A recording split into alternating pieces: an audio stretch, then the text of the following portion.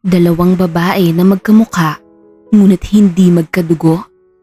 Maaari ba yang mangyari? Malaki at malawak ang mundo, ngunit totoo ba na may isa sa bilyong mga tao na magiging kamukha mo? Ngunit totoo ba na wala talaga silang relasyon sa isa't isa? O baka nawala lang dahil sa isang sitwasyon, ngunit ang pagtatagpo nila ay talagang hindi nila inaasahan. Ang babaeng namuhay sa kahirapan at nangarap ng magandang buhay, at sa paglalakbay niya ay may nahanap siyang tao na magbubukas sa kanya ng bagong buhay. Ngunit sa bagong buhay niya ay hindi niya aakalain na ito na pala ang simula ng paglabas ng katotohanan, at isang babaeng namuhay sa karangyaan ngunit tinakasan na nakaraan na hindi niya kayang panindigan, at sa muling pagbabalik nito sa lugar kung saan siya sumuko, doon niya mahahalungkat ang katotohanan. Ang katotohanan na magbibigay linaw at kapatawaran sa lahat. Saan aabot ang mga kasinungalingan? Masakit ngunit dapat harapin ang katotohanan. Jan, tawag ng isang lalaki sa nagngangalang Jan. Bakit? Pagalit na saad ng babae. Ito naman galit agad. Pang-aasar ng lalaki. Bakit ba? May ginagawa ako. Tignan mo lang to. Saad ng lalaki. Sabay lahad ng isang dyaryo sa lamesa na may nakalagay na hiring for maid. Ano ba kasi yan? Tanong ni Jan habang nasa kusina. Nagluluto ito ng kung ano-ano para may maibenta. Si Jan ang halos tumatayong haligi at ilaw ng kanilang tahanan. Wala na itong ama, at ang kanyang ina naman ay inuubos ang kanilang pera sa sugal. Nululong ito sa sugal simula nang mawala ang kanilang ama. May dalawang kapatid si Jan, si Nico at Nympha. Si Nympha at si Jan ay halos magkaedaran na. 1 taon lamang ang agwat nilang dalawa. Si Nico naman ay 6 na taon pa lamang. Binitbit ng lalaki ang kanyang dalang dyaryo papunta sa kusina at inilagay niya ito sa harap ng babaeng nagluluto. Binasa na ni Jan ang headline ng dyaryo at nakita niya na may naghahanap ng kasambahay. Lumiwanag ang mukha ni Jan nang mabasa ito. Iniisip niya na baka ito ang makakatulong sa kanila upang mabayaran na rin ang lahat ng utang ng kanyang ina dahil sa sugal, at mapag-aaral na rin niya si Nico. O ano, di ba sabi ko sa'yo, good news? Saad ng lalaki na nakangiti habang tinitignan ang mga ngiti ni Jan. Oo na, salamat ha. Susubukan ko to. Pag nakapasok ka dyan, tiyak ako, hindi na magagalit sa'yo ang mama mo. Napahinto si Jan sa kanyang ginagawa at pumalit sa kanyang mukha ang isang nakakalungkot na ngiti. Sana maisip ni mama na hindi ko kasalanan ang pagkawala ni papa. Wala ka naman talagang kasalanan. Walang may alam na ganun ang mangyayari. Nahinto ang pag-uusap ng dalawa nang may dumating na babae galing sa labas. Nympha, nagkatitigan ang tatlo at bahid sa mukha ng babaeng kakadating ang inis at galit. Magandang araw, Nympha. Salubong na bati ni Jeff sa babae. Walang maganda sa umaga, Jeff. Lalo na kung nandito ang babaeng yan. Galit na saad ni Nympha at nagdabog na pumasok sa loob ng kanilang kwarto. Alam mo, bakit ganun na lang kaya ang galit ni Nympha sa'yo? Hindi lang naman sila ang nawalan ng asawa at ama. Ikaw din naman. Hayaan mo na. Masakit naman talaga. Wala na si Papa. Parang nawalan na din kami ng kakampi sa mundo. Jan, hindi naman kasi dapat sa'yo isisi ang lahat. Hindi ba't kung hindi nag-away ang mama at papa mo noon, hindi siya umalis ng gabing yon at hindi siya masasagasaan? Ngunit ako ang dahilan kung bakit sila nag-away, hindi ba? Oo, nasa ganung punto na tayo. Ngunit hindi mo naman hawak ang utak ng iyong ama at wag na lang yung paalisin sa gabing yun. Ewan, hanggang ngayon masakit pa rin. Ay nako, wag na nating pag-usapan yan. Ang unahin mo ay ang pagpasa ng mga kailangan sa trabahong to. Sige. Nagpatuloy ang dalawa sa kanilang pag-uusap hanggang sa dumating ang dapit hapon at nagplano na si Jan na ilako at ibenta na ang kanyang mga tinda. Halo-halo at iba-iba ang tinda niya, kaya kailangan niya ang dobleng sikap para maubos ito. Nakarating si Jan sa simbahan kung saan marami ang mga taong nakatambay at nagdadasal. Bili na po kayo, sigaw ni Jan. Magkano to, miss? Isang babae ang bumili. 20 lang po. Isa nga? Ito po, salamat po. Bili na kayo, bili na kayo, turon at iba pa. Napahinto si Jan sa harap ng pinto ng simbahan kung saan makikita ang Panginoon. Marami ang nagdadasal. Marami ang humihingi ng magandang buhay. Bumuntong hininga si Jan at pumasok sa loob. Dala ang kanyang mga ibibenta. Lumuhod siya sa harap ng Panginoon at nagdasal ng taimtim. Pagkatapos niyang magdasal, ay aalis na sana siya nang mabangga siya ng isang lalaki. Naku, napasigaw na saad ni Jan. I'm sorry. Saad ng lalaki. Naku, ang mga tinda ko. Nahulog sa sahig ang mga mani at pati na rin ang kanyang turon. Oh gosh, I'm sorry. I'm very sorry. I'll gonna pay that all. Hindi nakinig si Jan sa mga sinabi ng lalaki at patuloy lamang siya sa pagkuha sa kanyang mga tinda. Hey, hey! Sigaw ng lalaki. Natauhan si Jan at doon lamang tinignan ang lalaki. Hoy ikaw, tumingin ka sa dinadaanan mo. Hindi yung sa cellphone ka lang laging nakatitig. I'm watching, but you didn't. You bumped on me. Hoy, ikaw ang bumangga sa akin. Nasayang mo ang mga tinda ko. I'm gonna pay you. Aba, dapat lang. Hey, can you lower your voice? We're in church. Where is your manner? Wow, manner? Ako pa talaga ang walang manners? Here. Inilahad ng lalaki ang kanyang pera at nag-iba ang mood ni Jan. Akin na. Hinablot ni Jan ang pera. What a tactic, you scammer. Anong scammer? You're a scammer.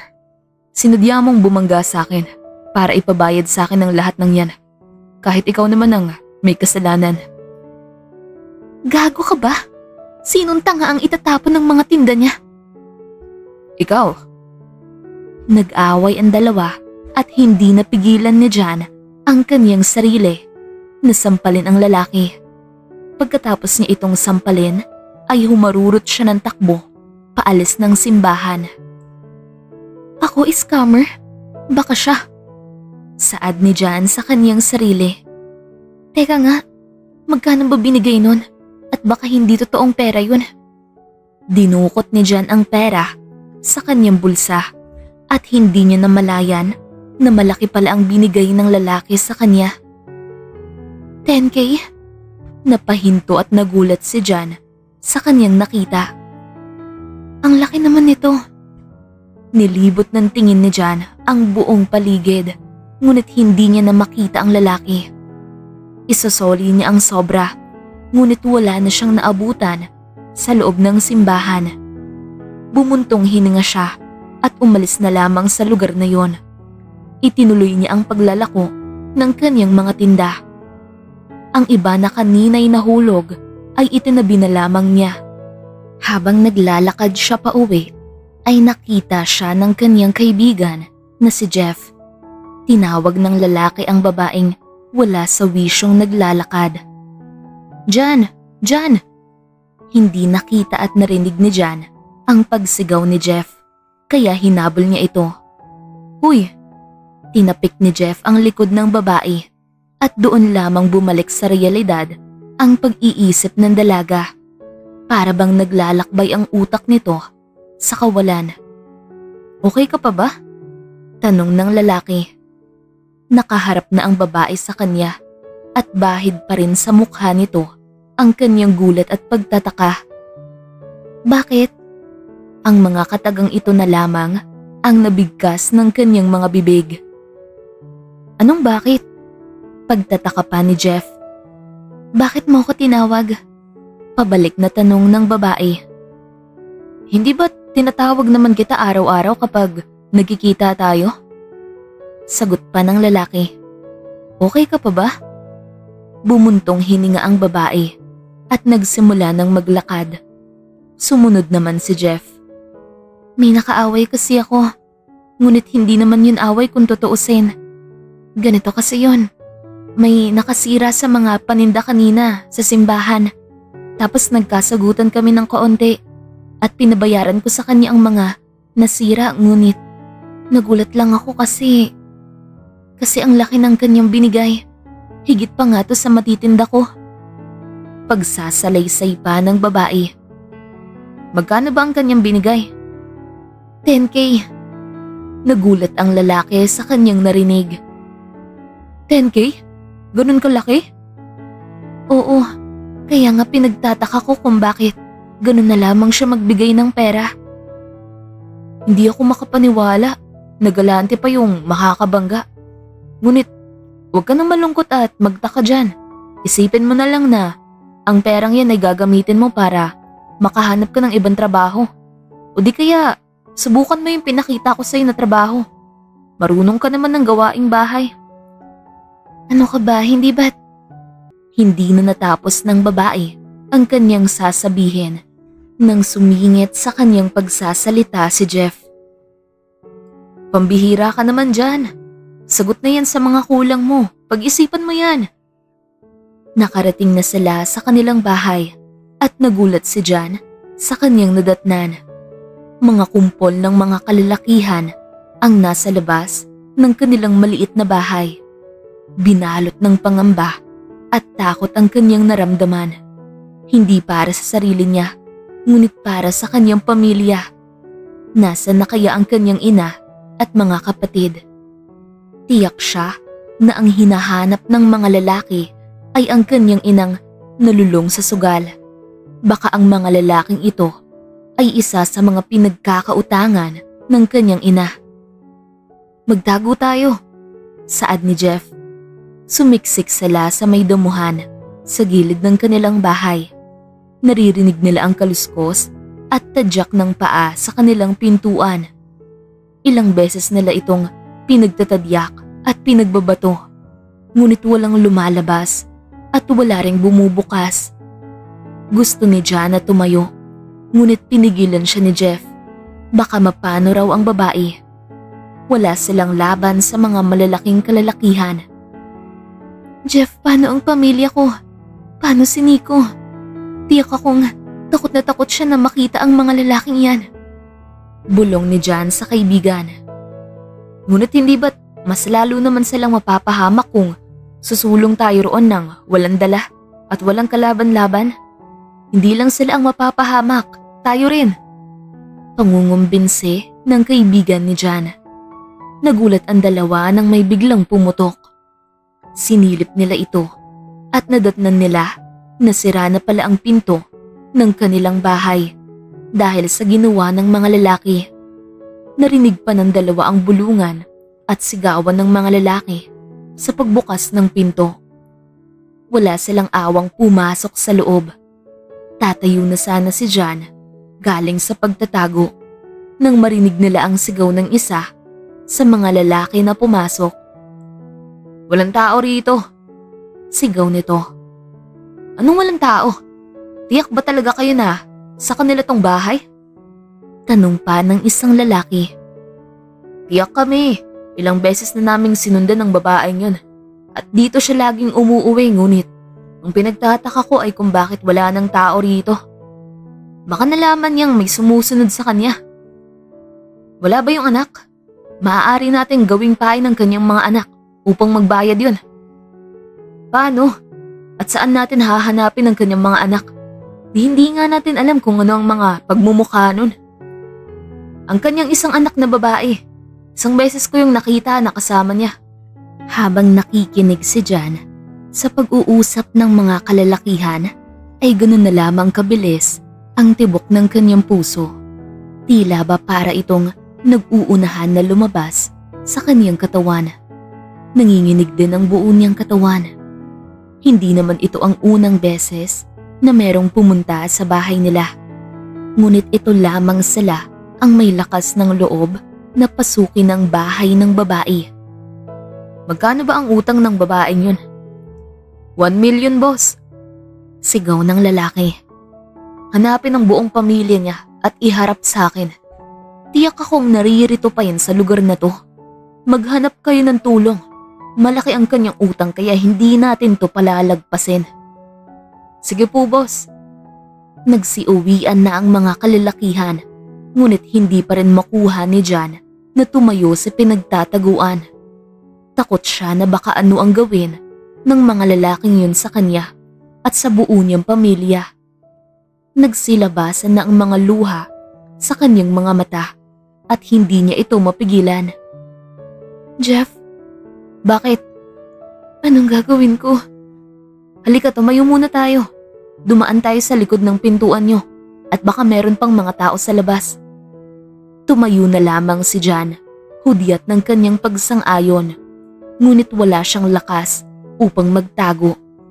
Gusto niyang mahanap ang kanyang ina at ang mga kapatid, kaya dali-dali siyang pumasok sa loob. Bakit wala na rito ang mga gamit nila? Pagtataka ni Jan. Naglayas na ata sila dyan. Nang hindi ako kasama? Hindi ko alam, ngunit iyon ang nakikita ko. Ano? Pati ang aking gamit ay wala na rito at halos mga sira na lamang ang natitira. Anong gagawin ko, Jeff? Tila ata iniwan nila akong mag-isa. Umiiyak si Jan habang sinasaad ang mga katagang yun. Iniwan ka na nila dyan. Hindi ko alam kung ano ang tumatakbo sa isip ng ina mo, ngunit napakasama niya upang hayaan ka lamang rito. Paano kung bumalik ang mga lalaking yon at madampot ka nang wala sa oras? Sino ang tutubos sa'yo? Wala akong gaanong pera upang tumulong. Humagulgol sa iyak si Jan. Hindi alam ang gagawin. Nakatitig lamang siya sa mga gamit na natumba at nasira. Jeff, anong gagawin ko? Tanong nito sa kaibigan.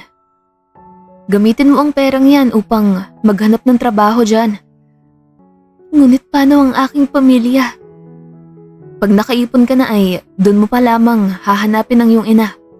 Pag nagsumbong ka sa polis, tiyak akong makukulong ang iyong ina. Ngunit, Jan, makinig ka sa akin at gawin mo ang sinasabi ko. Hayaan mo ang pamilya mong hinayaan ka.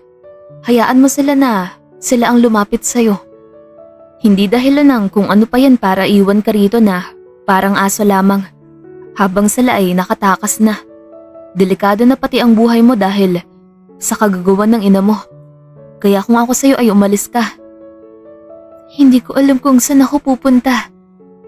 Saad ng babaeng nanginginig. Maghanap ka ng trabaho. Yung sinabi at pinakita ko sa'yo. Maaari mo yung gamitin. Lumipas ang ilang araw at nakarating si Jan sa syudad kung saan maraming naghahanap ng katulong. Hinanap at tinawagan niya ang bahay na yon, ngunit hindi ito sumasagot, kaya naghanap na lamang siya ng iba. Hirap na hirap siyang makipagsabayan sa mga tao roon sapagkat hindi siya sanay, ni hindi niya alam kung paano sumakay ng elevator. Napagod siya at nagpahinga muna siya saglit sa may bakanting upuan sa mall. Ang lamig. Bulong niya sa kanyang sarili habang hinihimas ang katawan. Kumpol-kumpol ng mga tao ang kanyang nakikita. Iba-iba ang mga gawain at mga dinadala. Pinipilit niyang makisalamuha, ngunit hindi niya kayang sabayan ang mga ginagawa ng mga tao rito. Tila ba ay hindi siya nararapat sa lugar na ito. Hello? Isang batang lalaki ang nilapitan siya. Nagulat si John nang makita ang bata, ngunit sa tuwa niya ay nginitian niya ito. Hello rin sa'yo. Bati niya pabalik sa batang nakangiti sa kanya. You're so pretty. Biglang saad ng bata. Salamat. Ikaw din. Ang gwapo mo. Yes, a lot of people told me that. Napatawa si John nang marinig yon. Ngunit, bakit ikaw lang ang naririto? Nasaan ang iyong mga magulang? My dad is on his work and my mom? I don't know who is my mom. Ha? Edi, sino ang kasama mo rito?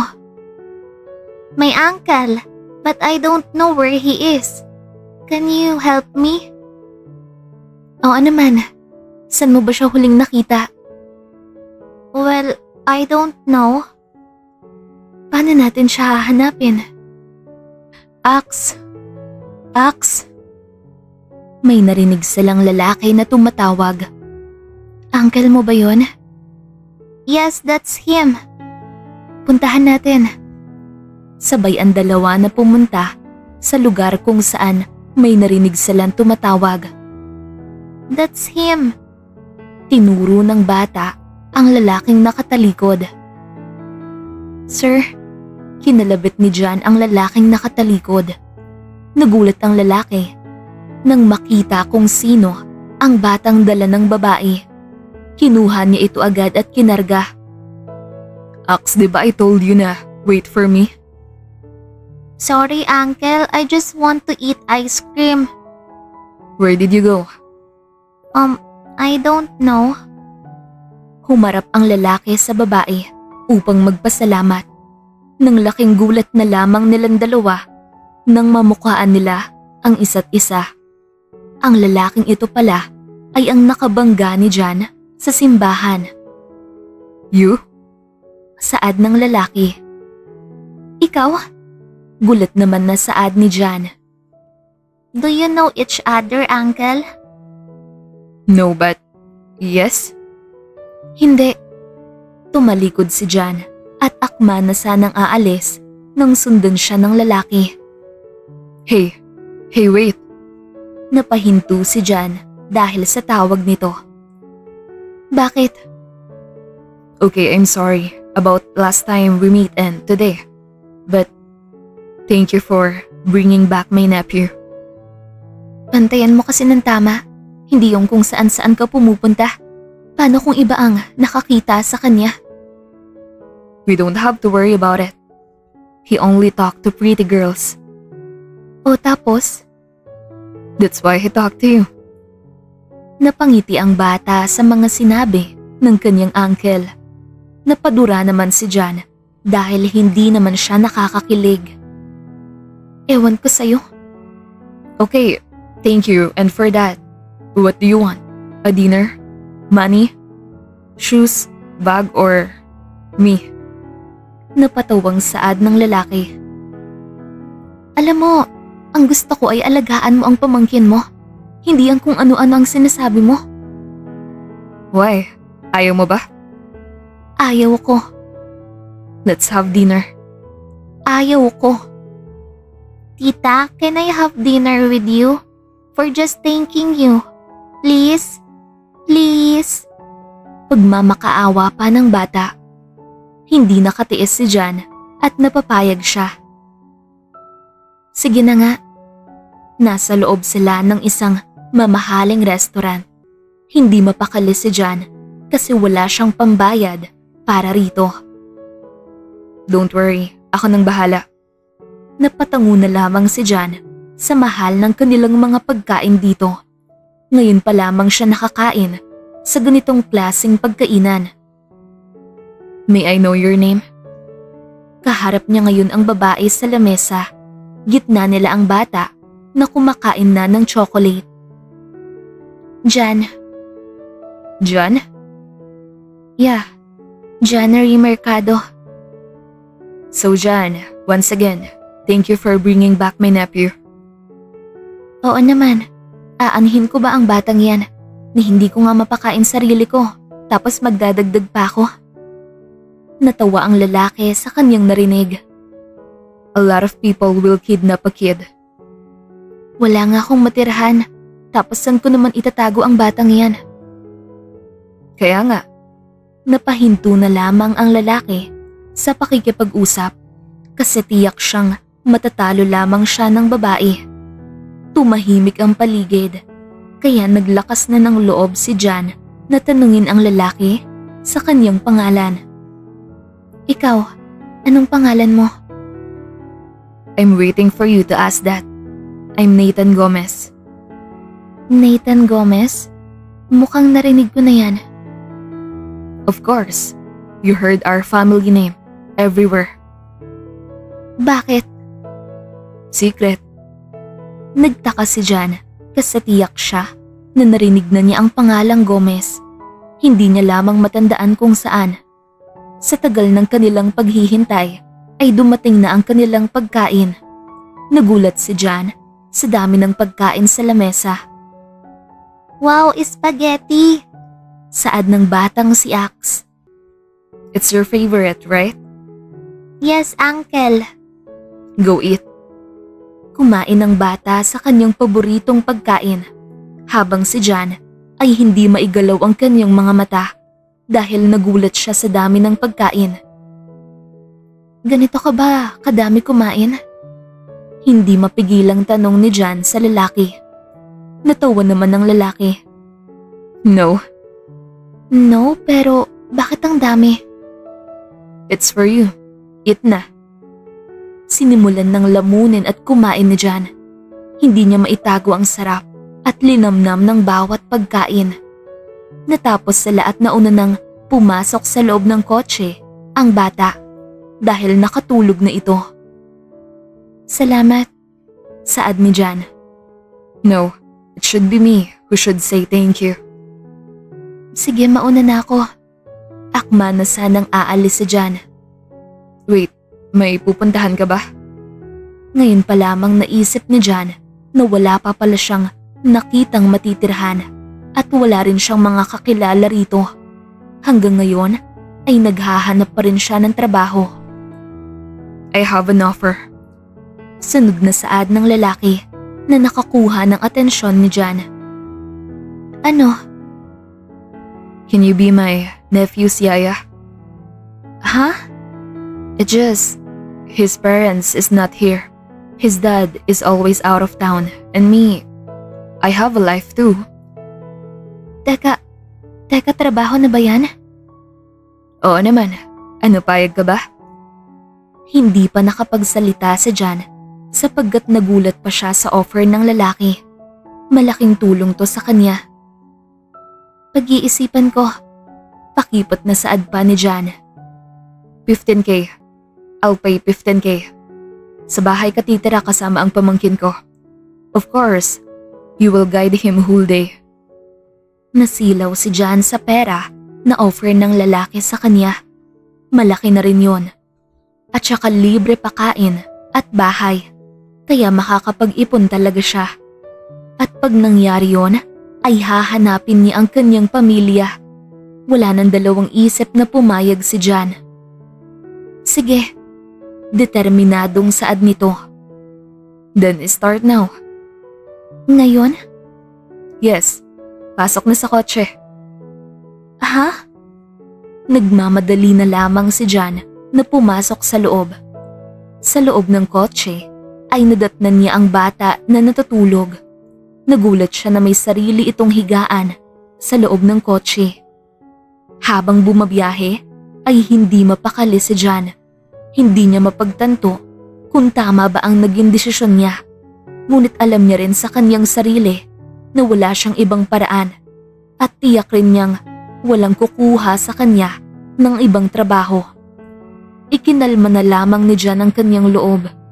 Tama man ito o hindi, ang kailangan niya ay pera. Huminto ang sasakyan sa harap ng isang malaking mansyon. May biglang lumabas na isang matandang lalaki at pinagbuksan sila ng pinto upang makapasok ang sasakyan sa garahian. Bumaba ang lalaki sa kotse at pinabuksan sila ng pinto. "Gisingin mo na," saad ng lalaki. Ginising ni Jan ang bata at halata sa mukha nito na inaantok pa rin ito. "Let's go." Pagpasok nila sa loob ay makikita na ang mga mamahaling mga gamit at malawak at malaking mga kagamitan, lugar at kwarto. "Ipasok mo na lamang siya sa kanyang kwarto." "Teka, saan ang kwarto niya?" "Oh, yes." Tinawag ng lalaki ang mayordoma ng bahay, si Aling Tessa. Ngumiti ang babae kay Jan, kaya ngumiti na rin siya. Karga niya ngayon ng batang natutulog pa rin sa kanyang balikat. "Aling Tessa, lead her to Ax's room. And you know what to do sa new yaya ni Ax, right?" Saad ni Nathan sa matandang babae na nasa harap nila. "Bagong yaya po, sir?" "Oo. Tour her around and teach her some things about she needs to do." "Okay po, sir." Nagmamadaling umakyat si Nathan sa kanyang kwarto. "Hello po," saad ni Jan. "Magandang araw naman sa'yo. Halika at tuturuan kita. Sumunod ka sa akin." "Sige po." Sumunod naman si Jan habang karga ang bata. Pumasok sila sa loob ng kwarto. Dito ang kwarto ni Ax. Tumango lamang si Jan at nilapag ang bata sa kanyang higaan. "Hayaan mo na lamang ang bata." "Sige po." Inayos at kinumutan ni Jan ang bata. "Tara na." "Sige po." Nilibot at tinuro ng mayordoma kay Jan ang lahat ng kanyang dapat gawin, lalo na sa bata. Nililista ni Jan ang mga importanteng dapat gawin. Natapos na rin sila sa kanilang pag-iikot. Pumunta sila sa kusina upang ayusin na ang lahat. 4 na katulong at pang-5 ka at isang driver lang tayo rito. Hindi masyadong marami ang mga tao rito sapagkat hindi nila gusto ng maingay. Pagkukwento pa ng mayordoma. "Maaari po akong magtanong?" "Oo naman, ano ba yon?" "Nasaan po ang mga magulang ni Sir Nathan? Nakita ko kasi na siya na lamang ang naririto at ang bata." "Patay na sila." "Ho?" Gulat na saad ni Jan. "Wala na sila matagal na, ngunit lahat ng kanilang ari-arian ay nakuha nila. Ngayon ang namumuno sa kanilang mga negosyo ay ang nakakatandang kapatid ni Sir Nathan, ang ama ni Ax. Ngunit meron ding negosyo na si Sir Nathan ang namamahala." "Ganun ba? Ngunit nasaan ang ina ni Ax?" "Yan ang bawal mong itanong sa bahay na ito. Napakasensitibo ng tanong na yan, lalo na kay Sir Maton.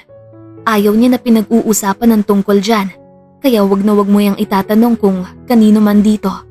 At saka, wala rin naman rito ang nakakakilala sa ina ni Ax.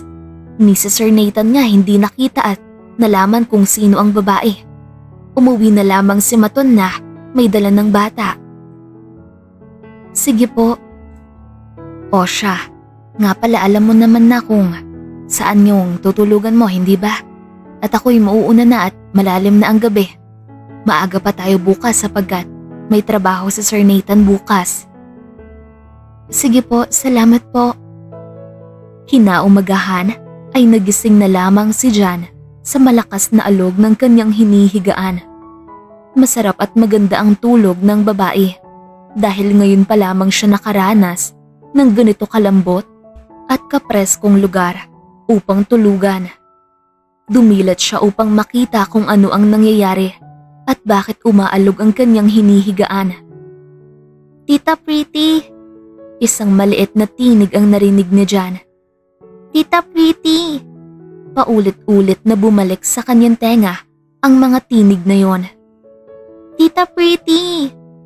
Isang malakas na sigaw ang narinig niya upang gumising sa kanyang diwa. Nagising siya at napabangon sa lakas ng sigaw. Ano? Anong nangyari? Bagong gising na salita ng babae. Napalingon pa siya sa paligid at napagtanto niya kung sino ang nasa kanyang harapan. Napabangon siya ng maayos galing sa kanyang hinihigaan. Tumayo siya at sinilip pa ang sarili sa salamin kung maayos ba ang kanyang itsura. Tita Pretty, you're late! Saad ng bata. Napatingin naman si Jan sa bata nang may pagtataka at bumalik ang kanyang tingin sa lalaking nakatayo sa pintuan. Nakapamewang ito. Suot ang kanyang magandang polo na nakatiklop hanggang sa kanyang siko, na siya namang nagpagwapo lalo sa lalaki na nagpamangha kay Jan. Napalunok ang babae nang wala sa oras. Bumuelo ng salita si Jan. Late saan? Maikling saad ng babae. You're late. It's 8 a.m. na. Ha? Ganun katagal ang tulog ko? Nataranta si Jan at hinanap ang orasan at hindi nga nagkamali ang bata. Masyadong napasarap ang kanyang tulog na hindi niya na namalayan ang oras. Nahihiya si Jan sa kanyang ginawa. Hindi naman nagsasalita ang lalaking nasa pinto. Malalim ang tingin nito na siya namang mas nakakatakot. Sir Nathan, pasensya na po. Saad ni Jan. Kakaltasan ko ba to sa sahod mo? Ha? Walang nagawa si Jan at naisip niya rin na kasalanan niya sapagkat hindi siya nagpa-alarm. Sige po, pagsang-ayon pa ni Jan. Payag ka? Mahinahon at magaan ng boses ng lalaki. Kasalanan ko naman po talaga. Wala naman po sigurong amo ang matutuwa sa naging unang araw ko sa trabaho. Pasensya na po, hindi na po ito mauulit. Isang katahimikan ang bumihag sa kanila at sa buong kwarto. Kumain na tayo. Saad ng lalaki, sabay alis sa kwarto. Habang nasa hapagkainan sila, ay pinapakain ni Jan ang bata na si Ax. Nakaupo naman ang lalaki sa gitna habang naghihiwa ng pagkain. Ax, kumain ka nito upang maganda ang kalusugan mo. Saad ni Jan habang pinapakain ang bata. I don't eat vegetables. Ano ka ba? Alam mo ba na ang mga vegetable ay nakakatulong upang maging matalino ka at malakas? But they are so not tasty. Ano ba gusto mong luto? Lulutuan kita ng masarap.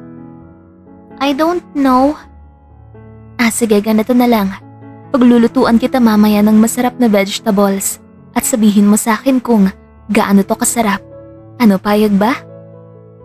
A game? Parang ganun na. Pagkatapos mong kainin ay sasabihin mo sa akin kung ano ang mga nagustuhan mo. Okay, I'll try to eat it. Napangiti si Jan sa narinig. Nahalata niya kasi na walang masyadong kinakain na masustansya ang bata. Sir, kayo po ba? Anong gusto niyong luto? Tanong ni Jan sa lalaking nakakunot ang noo na nakatingin sa kanyang cellphone. Whatever. Maikling saad ng lalaki. Tumango na lamang si Jan at binalik ang atensyon sa batang kumakain. Biglang tumayo ang lalaki, dala ang kanyang cellphone. Pumunta ito sa sala upang sagutin ang tawag. What? Saad ng lalaki na hindi mapakali ang muka. Walang narinig si Jan, ngunit pinagmasdan niya ang lalaki na parang may malaking problema. He's fine. I also hire a new maid for him. And don't worry, this maid of him is trustworthy. I promise. Nawala na ang kunot sa mukha ng lalaki. Napalitan ito ng ngiti. Habang pinagmamasdan ni Jan si Nathan, ay hindi mabasa ng babae kung sino ang katawagan nito. Natapos ang tawag at bumalik na ang lalaki sa lamesa. Sinisilip ni Jan ang lalaki na para bang may pakialam siya sa lalaki. Natapos silang kumain at tuluyan nang umalis ang lalaki, sakay sa kanyang kotse. Pinagmasdan ni Jan ang lalaki sa bintana. Nakakunot pa rin ang kanyang noo. Hindi mapagtanto kung bakit naiinis siya sa lalaki, lalo na noong ngumiti ito kanina sa mga tawag nito. Nakakainis, bulong ni Jan sa sarili at bumalik na sa kanyang trabaho. Bigla namang may kumalabit kay Jan. Tita Pretty. Oh, bakit? I want to play. Play saan? With the rain? Nagdadalawang isip pa si Jan na pumayag, ngunit wala siyang nagawa dahil nagmamakaawa na ito. Inisip niya rin na hindi naman siguro bawal na maglaro minsan ang bata. I've never had one to play with me, so can you? Sunod pa na saad ng bata. Oo naman, tara magbihis muna tayo. Yay! Pagsisigaw pa ng bata.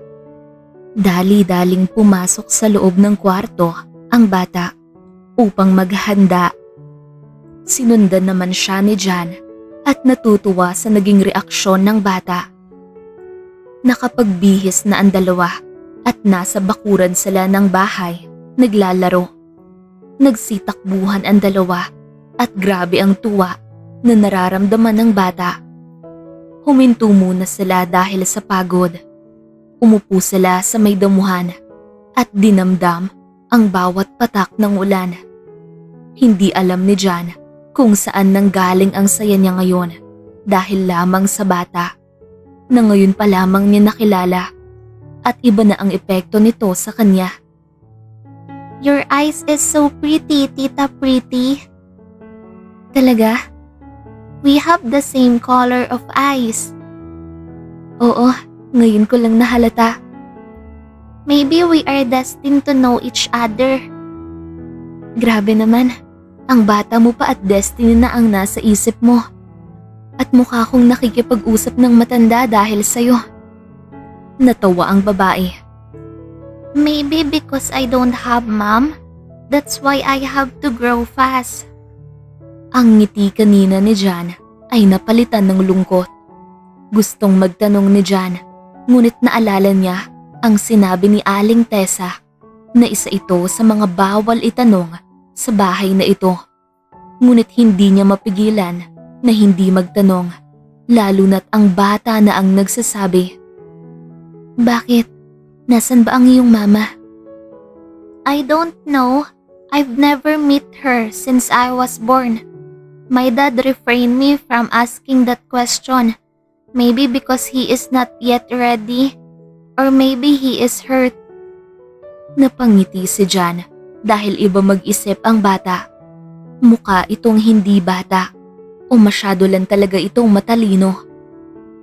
Baka nasasaktan lang talaga. Kung sakali man, magkita kayo, magagalit ka ba? No. Kahit iniwan ka? I believe she has her own reason. Napaisip si Jan dahil kung tutuusin ay may pagkakapareha sila ng bata. Ang sitwasyon ngayon ni Jan ay kapareha sa bata. Ang pinagkaiba lamang ay alam na ni Jan kung sino ang nanakit sa kanya at yun ang kanyang ina. Iniwan siya ng walang pasabi na para bang hindi siya parte ng buhay nito. Bakit kaya ganun na lamang kabilis iwan ng mga ina ang kanilang anak? Tanong ni Jan sa bata. Natawa si Jan dahil bakit nga ba sa bata niya tinatanong ni hindi pa nito alam kung paano manakit ang mundo. At sa liit ng bata ay hindi niya pa alam ang buhay na meron ang mga tao rito sa mundo. Maybe because they don't want to hurt more their children. Maikling saad ng bata. Napaka-inosente. at napakabata pa nito para sa mga bagay na ito. Nagulat si John kung paano mag-isip ang bata. Ngunit tama ang bata. May mga rason ang bawat ginagawa ng tao at malalaman lamang natin ito sa tamang panahon. Let's play more. Tumayo ang bata at inaya si John na maglaro. Tumayo ang babae para samahan ng bata. Huminto ang ulan at doon pa lamang huminto ang dalawa sa paglalaro. Halika na, magbihis na tayo at baka magkasakit ka pa. Okay po. Pumasok sila sa loob ng bahay na sobrang basa. Dumiretso na lamang sila sa kwarto ng bata at naligo. Binihisan na rin ni John. Sa pagod ng bata ay nakatulog ito kaagad. Iniwan ni John ang bata na natutulog at siya naman ang nag-ayos sa sarili. Pagkatapos niyang mag-ayos ay pinuntahan niya ang bata at tumabi siya sa kama nito. Hindi na nalabanan ni John ang antok at pagod ng katawan dahil sa kakalaro at nakatulog siya sa tabi ng bata. Hindi na nila namalayan ng oras at mahimbing na nakatulog ang dalawa. Sa paggising ni John ay may nakapa siya na mainit at nanginginig na siya namang nagpagising sa kanyang buong diwa. Bumangon siya agad at nakita niya ang bata na nanginginig sa init. Nang hinawakan niya ito ay umaapoy ito sa init. Nataranta siya dahil malapit ng dumilim at hindi na niya alam ang gagawin sa bata. Tinapik at ginising niya ito. Ngunit sa sobrang pagod ata ng bata ay hindi ito makagalaw. Nginig at init lamang ang nararamdaman ni John sa bata. Dali-daling lumabas ng kwarto si John at tinawag si Aling Tessa. Nagmamadali namang kunin ni John ang tuwalya na may tubig at gamot. Sa pagpasok ulit nila sa kwarto ay ganun pa rin ang nadatnan nila. Nanginginig sa init ang bata. Naiiyak at kinakabahan si John sa nangyayari dahil tiyak siyang sa pagligo nito sa ulan ang tanging dahilan kung bakit ito nagkasakit. Tawagan mo si Sir Nathan. Saad ng matanda na hinihimas ang bata. Ha? Wala akong number niya. Ito telepono ko, gamitin mo. Kinuha ni John ang telepono at hinanap ang pangalan ng lalaki. Sinimulan na niya itong tawagan, ngunit wala siyang sagot na nakuha. Inulit niyang tawagan ito at sa wakas ay may sumagot na. Hello? Tarantang bungad ni John sa kausap. Hello? Aling Tessa? Sagot ng nasa kabilang linya. Ako ito, si John. Ano kasi? Walang nakuhang lakas si John upang sabihin sa lalaki na nagkasakit ang bata dahil sa kanya. Nasaan ka ngayon? I'm on the middle of a meeting. Bakit ba? Mukha kang nanginginig. Si Ax kasi nilalagnat ng sobra at saka nanginginig na siya. Anong gagawin ko? Saad ni John. Wala siyang narinig na kahit anong sagot sa kabilang linya. Nang tignan niya ang telepono, ay naputol na ang tawag. Hello? Sir? Paiyak na saad ni John. Anong sabi ni Sir Nathan? Tanong ng matanda at bumaling ang atensyon ni Aling Tessa kay John. Binabaan ako. Naku, anong gagawin natin? Hala, sige, akin na ang gamot ng bata at palitan mo ng mainit na tubig ito. Kinuha ni John ang balde at nanginginig siyang pumunta ng kusina. Umiiyak siya habang dala ang balde na puno ng mainit na tubig. Habang papunta siya sa taas, ay nadatnan niyang may bumukas ng pinto na siyang kinagulat niya at nabitawan niya ang dalang mainit na tubig. Asan si Ax? Saad ni Nathan sa pagpasok pa lang nito sa loob ng bahay. Nasa taas, maikling saad ni John. Dali-dali namang Umakyat ng kwarto si Nathan. Hindi pinagmasdan ang nangyari kay Jan. Sa paghulog niya sa mainit na balde, ay nabasa ang kanyang kamay na siyang nagdulot ng pamumula nito sa kanyang balat. Ngunit hindi na ito ininda ni Jan at agad na rin siyang pumunta sa kwarto ng bata upang makita ulit ang kalagayan nito. Nagmamadali siyang pumunta roon at nadatnan niyang karga na ito ng lalaki. Get in the car. Dadalhin natin siya sa ospital. Mabilis na saad ni Nathan. Agad-agad namang kumilos si Jan at kinuha lahat ng gamit na pwedeng dalhin. Bitbit ng lalaki ang bata habang papunta sa sasakyan. Nilagay niya ito sa likod ng sasakyan kasama ni Jan. Habang naglalakbay papunta sa ospital, ay walang nagsasalita sa kanila. Ni paghinga nila ay mabibigat na dahil sa kaba na nararamdaman. Nang makarating sa ospital, ay agad na pinasok ang bata sa emergency room at pagkatapos ay nilagay sa private room. Habang nasa loob ang mga doktor, tinignan ang mga posibleng dahilan ng mataas at panginginig ng bata. Ay nasa labas naman sina Jan at Nathan. Naghihintay ng maayos na resulta. Nakaupo si Jan sa bakanting upuan habang palakad-lakad naman si Nathan na parang hindi mapakali. Ano ba kasing nangyari? Bakit bigla na lang nagkasakit si Ax? Biglang tanong ng lalaki kay Jan. Yumuko lamang si Jan at walang lakas na sinabi sa lalaki ang totoo. Naglaro kasi kami sa ulan at siguro dahil napasarap ang aming kwentuhan ay baka nasobrahan sa pagod ang bata. Nagulat si Nathan sa binahagi ni Jan. Are you crazy? Are you out of your mind? Bata yun. Ang hinayaan mong maglaro sa ulan. What do you think will happen? Galit na saad ni Nathan. Pasensya na. Sorry? If there's something will gonna happen to my nephew, will you gonna face his father?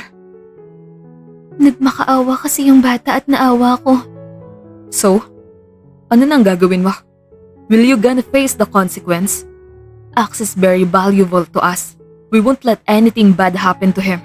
Pero ikaw, hindi ba't ang trabaho mo ay alagaan at siguraduhin ang kaligtasan niya? Am I wrong of hiring you? Saad ng lalaki na nagpaiyak na lalo kay Jan. Pagkarinig niya sa mga salitang yon, ay bumuhos na ang kanyang mga luha.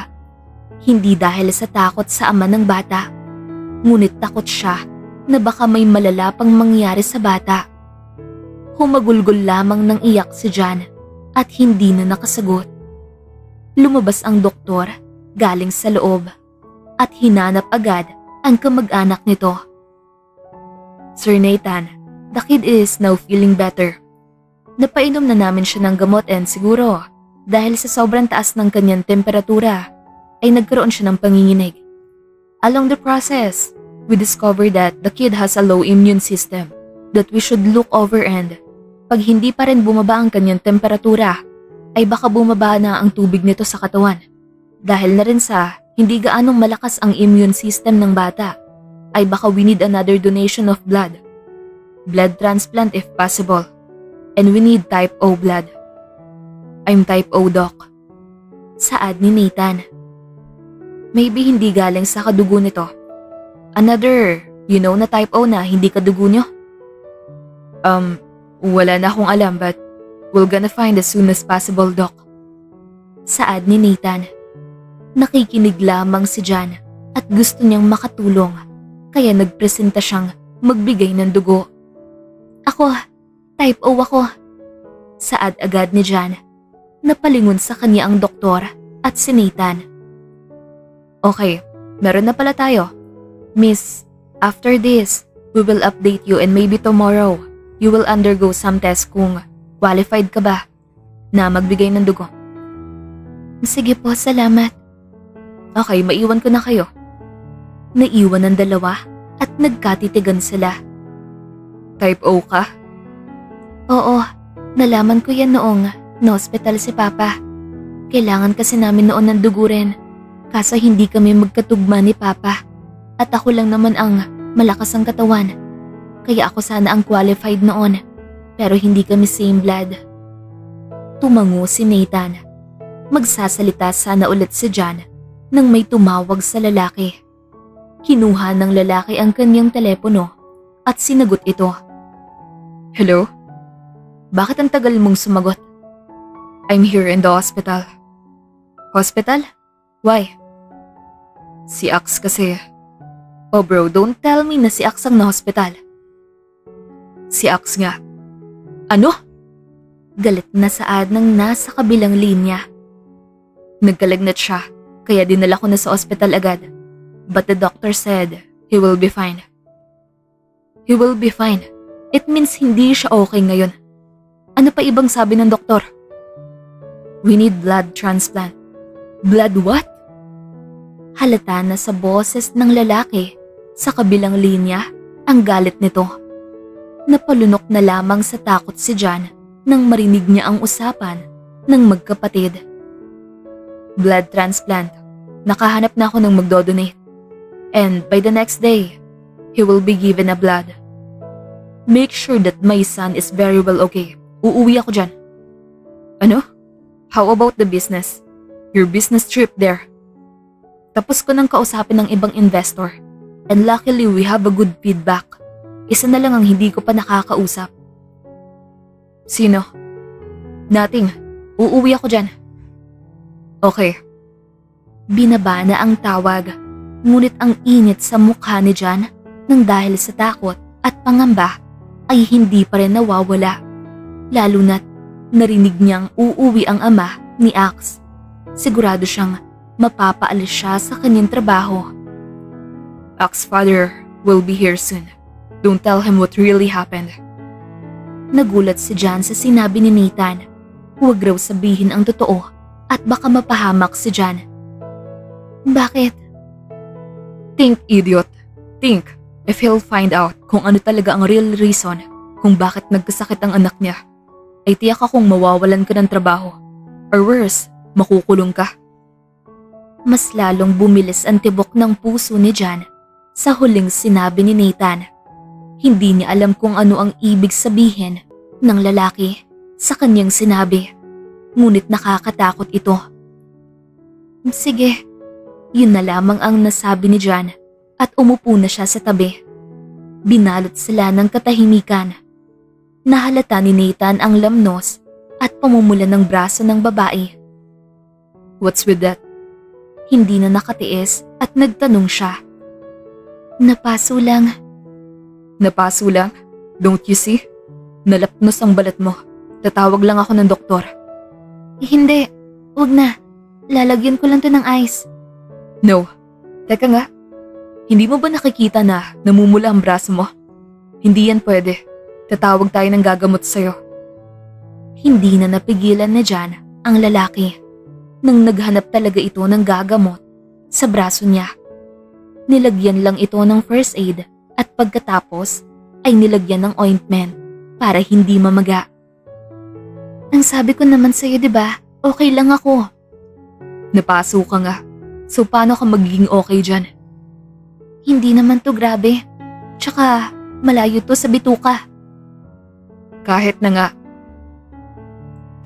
Pinuntahan ng dalawa ang kwarto ng bata pagkatapos gamutin si John sa kanyang braso. Hindi pa rin nagigising ang bata at ang sabi ng doktor, ito raw ay resulta ng pagod at ng gamot na pinainom. Maigi na raw ito upang makapagpahinga ang bata ng maayos at pagkatapos ay sasalinan na ito ng dugo. Kinaumagahan ay handa na si John upang magbigay ng dugo sa bata. Ginawa niya ang lahat ng sinabi ng doktor at lahat ng test upang masiguro na karapat-dapat siyang magbigay ng dugo. Nadatnan ni Nathan si John na pagod dahil sa dami ng test na ginawa. Bukas pa raw malalaman kung qualified ba siya, pero malaki ang tiwala ni John na kaya niyang magbigay ng dugo sa bata. Are you okay? Saad ni Nathan sa pagkita niya sa babae. Oo, wala to kumpara sa nagawa ko sa bata. Okay, about that, I'm sorry kung nasisi kita. Alam ko naman na wala kang kasalanan at gusto lang din ng bata na maging isang bata. Maybe because we can give it to Ax the love that he deserve. Matalino at mabait na bata si Ax. Siguro, totoo na hindi niyo nabibigay ang lahat. Ngunit hindi mababaw si Ax na pagkabata na maghahanap siya ng iba dahil may kulang kayo. Alam kong mahal na mahal kayo ng bata. Kahit nga ako, kahit hindi kami magkadugo, napamahal na ako sa kanya dahil hindi naman siya mahirap mahalin at alagaan. Ako kaya, kailan mo mamahalin? Biglang saad ni Nathan. Ano ka ba? Ang bata ang pinag-uusapan natin. Natawa si Nathan sa naging reaksyon ng babae. Bakit? Si Ax lang ba ang pwedeng mahalin? Ewan ko sa'yo. Sa loob-looban ni John ay nakaramdam siya ng kilig na hindi pa niya naramdaman buong buhay niya. Nagbabanggaan ang dalawa hanggang makaabot sila sa kwarto ni Ax. Nagulat at nagtaka ang dalawa kung bakit merong mga bantay sa labas. Nang nasa harap na sila ng pinto, ay binati ng mga tagabantay ang lalaki. Magandang araw po, Sir Nathan. Saad ng tagabantay. Andito na ba si kuya o pinadala lang kayo? Pinadala lang kami rito ng iyong kapatid para maayos lamang ang seguridad niyo at ng bata. Tila ata may iba akong nararamdaman kung bakit kayo pinadala rito.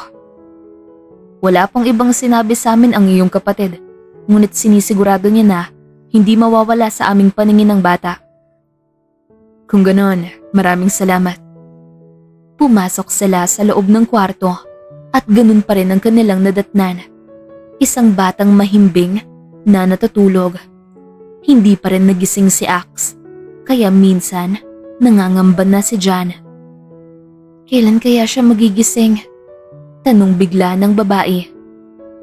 The doctor said na baka ngayong araw na raw. Bibili lang ako ng makakain natin at mga prutas para kung magising si Ax ay may makain siyang masustansya. Sige, salamat. Akman sanang aalis si John nang biglang gumalaw ang bata. Ngunit ito ay nag-seizure. Naglulupasay ito sa nginig. Ax! Tarantang saad ni Nathan. Ax! Napasigaw na rin si John. Call the doctor now. Saad ng lalaki. Sige. Nagmamadali namang umalis ng kwarto si John upang tawagin ang mga doktor. Nang dumating ang mga doktor ay pinaalis sila sa loob. Sa labas ng kwarto ay hindi na itsura ang kanilang kalagayan. Nangangamba na baka ano ang mangyari sa bata. Matagal na lumabas ang doktor, kaya naiyak na sa takot si John. Anong nangyayari? Bakit nagkaganon si Ax? Nanginginig na tanong ni John. Lumabas na ang doktor galing sa loob at makikita sa mata nito ang dismaya. Mr. Gomez, as soon as possible, ngayong araw dapat masalinan na siya ng dugo. Bakit? His blood is now decreasing na naging dahilan ng pag-seizure niya. Kaya Miss John, kailangan ngayon maging ready ka na.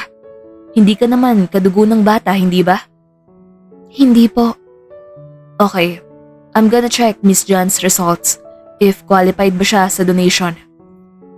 Sige po, salamat. Umalis ang doktor at sumunod naman ang nurse. Pumasok sa loob si John at Nathan at nakita nila ang kawawang bata. Sorry. Naiiyak na saad ni John. Wala kang kasalanan. Ako nga dapat ang humingi ng patawad kay Ax. Kasi ako ang lagi niyang kasama. Ngunit hindi ko man lang natutukan ng kanyang. Anong gagawin ko? Sa ngayon, magpahinga ka para kung handa na ang pagsalin ng dugo ay may lakas ka. Tumango si John at hudyat ng pagsang-ayon niya sa lalaki. Lumipas ang isang oras at bumalik ang doktor. Tumayo sina John at Nathan upang salubungin ito. Ngunit iba ata ang timpla ng mukha ng doktor kasi nakakunot noo ito at hindi maintindihan ang binasa nito. "Dok," bungad na saad ni Nathan. "Ano po? Ngayon na po ba ako kukunan ng dugo?" Hindi makapagsalita ang doktor at tinitigan pa sila ng mabuti at binalik-balik ang mata sa kanila papunta sa hawak nitong mga papel. "Miss John, last question," saad ng doktor. "Ano po yun? Hindi ka ba talaga kamag-anak ng bata?" Nagulat si John at si Nathan sa tanong ng doktor. "Hindi po. Sigurado po ako dyan. Ngayon lang po kami nagkakilala ng bata. At saka, wala naman po akong nalalaman sa pamilya ko na ibang mga kamag-anak. Maliban sa mga kamag-anak namin sa aming lugar. Bakit po niyo natanong?" "Impossible. Ilang beses naming sinubukang ayusin at i-check ngunit iisa lamang ang binibigay sa amin na resulta." "Bakit po ba?" "Pasensya na ngunit hindi ka maaaring magbigay ng dugo sa bata." "Ngunit alam ko pong malusog ako at sapat po ang dugo ko." "Alam ko. Sa parting yan ay maaari ka talagang magbigay ngunit." Hindi na ituloy ng doktor ang kanyang sasabihin. "Ngunit," saad ni Nathan, "tell us the whole and true reason, Doc." "Hindi ka maaari sapagkat magkadugo kayo ng bata." Napahinto si Nathan at John sa narinig. Napapikit-pikit pa si John upang iproseso lamang ang mga narinig. Hindi siya makapaniwala kasi wala namang nabanggit sa pamilya nila na may pamangkin sila. At isa pa, hindi naman nabuntes si Nympha, kaya kaninong anak si Axe na naging katanungan sa kanyang isip kung bakit naging magkadugo sila. Wait, did you recheck that? Paano nyo nalaman na posibleng magkadugo si Axe at si John? Sinubukan nating ipa-DNA ang dalawa, ngunit iisa lamang ang kanilang resulta. Makikita rito na malaki ang porsyento na magkadugo sila. Binigay ng doktor ang hawak nitong mga papel at binasa ito nila John at Nathan. Teka, paano nangyari to? Wala akong kamag-anak na nanganak. At paano nga ba? Paano ang blood transplant ni Axe? About that ay nakahanap kami agad ng pwedeng qualified sa pagsalin ng dugo at mamaya ay gagawin na namin ito. Sige po, mauna na ako sa inyo. Saad ng doktor at umalis na. Naiwan doon sina Nathan at John na hanggang ngayon ay hindi pa rin makapaniwala. Ang hininga ni John ay tila hinigop dahil hindi niya alam kung paano iproseso ang lahat. Teka, paano nangyari yun? Hindi ko alam. Kasi sa amin, tiyak akong anak siya ng aking kapatid at pamangkin ko siya. Ilang beses naming nagpa-DNA dyan. Kaya tiyak akong magkadugo kami at tiyak rin kaming wala na kaming kapatid sa labas na baka nasa isip mo ay pamangkin mo rin ito. Hindi ko alam. Hindi ko alam kung saan galing ang resultang ito. Paano nangyari yun? 3 lamang kaming magkapatid at tiyak akong wala naman sa kanila ang nanganak. Imposible naman ata na kapatid ko si Axe na alam naman natin na anak siya ng iyong kapatid. Naguguluhan talaga ako.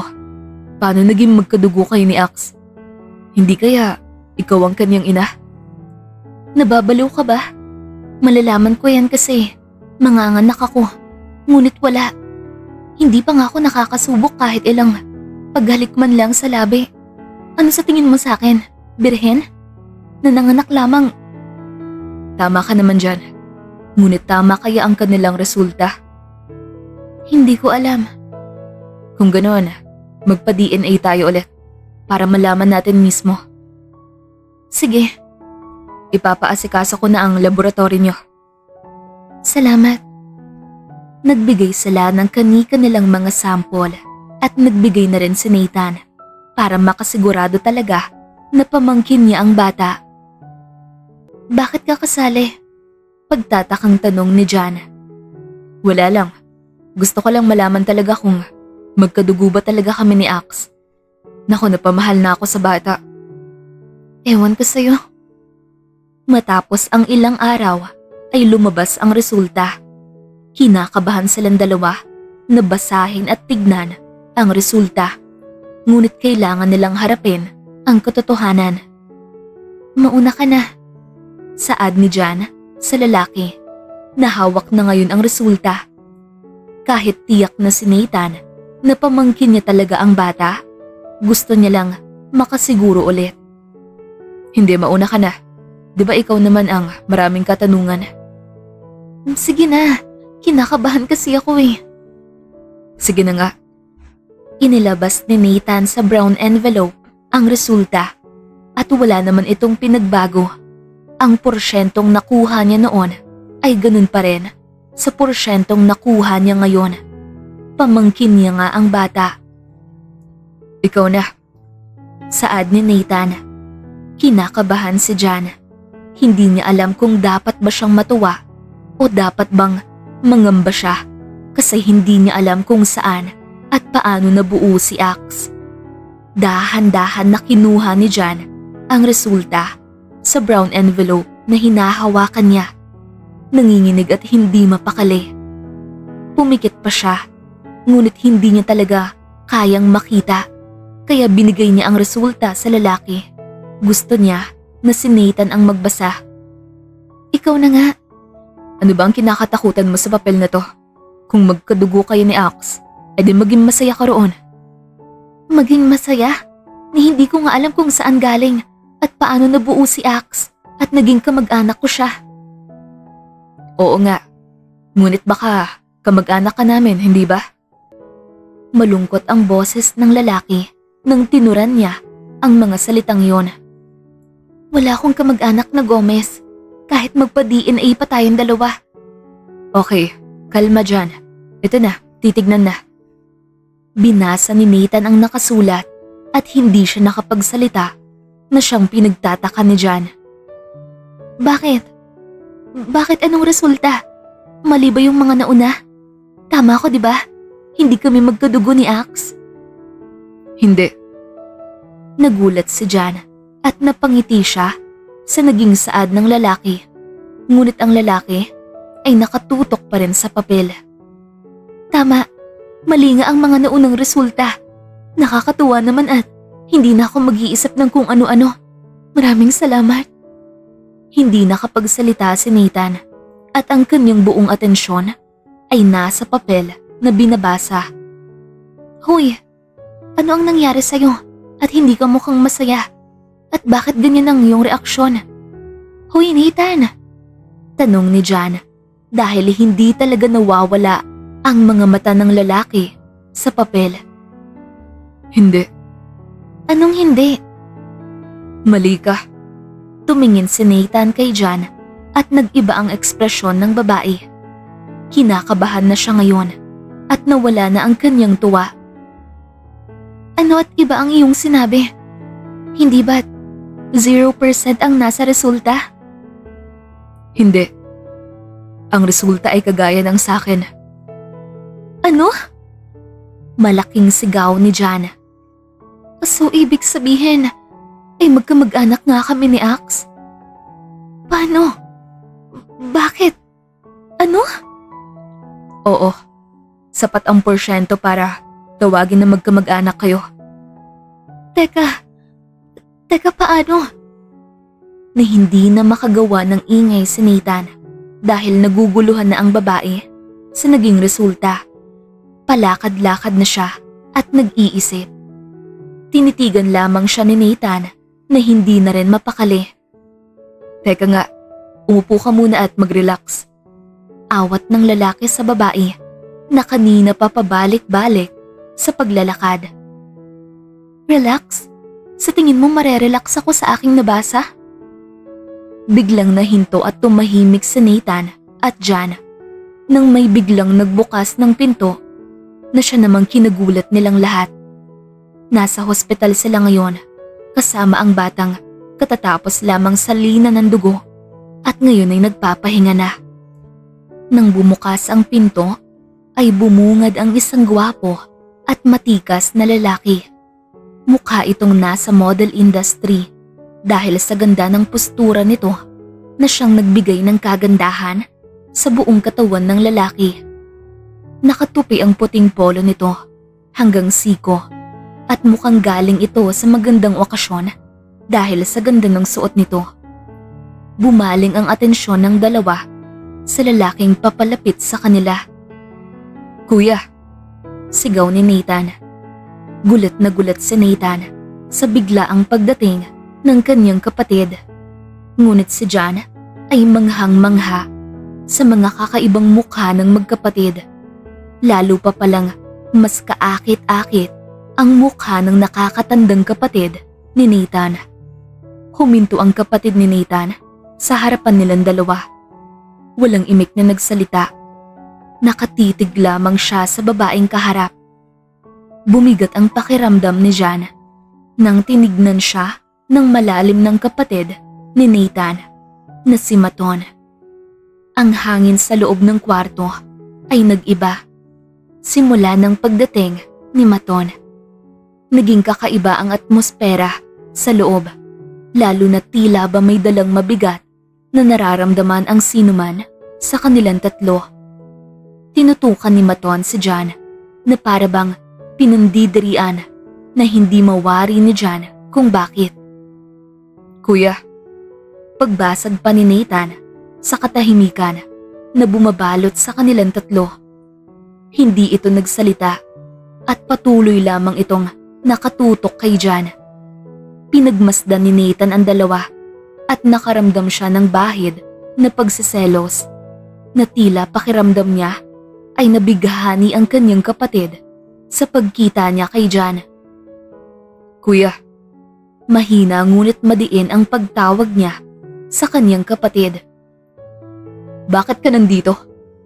Saad agad ni Maton kay John na hindi pa rin nawawala ang malalim na pagtitig. Nagulat si Nathan at John at nagkatitigan silang dalawa. Hindi mawari ni John kung bakit nasabi yun ni Maton, kung gayoy ngayon pa lamang niya nakita ang lalaki.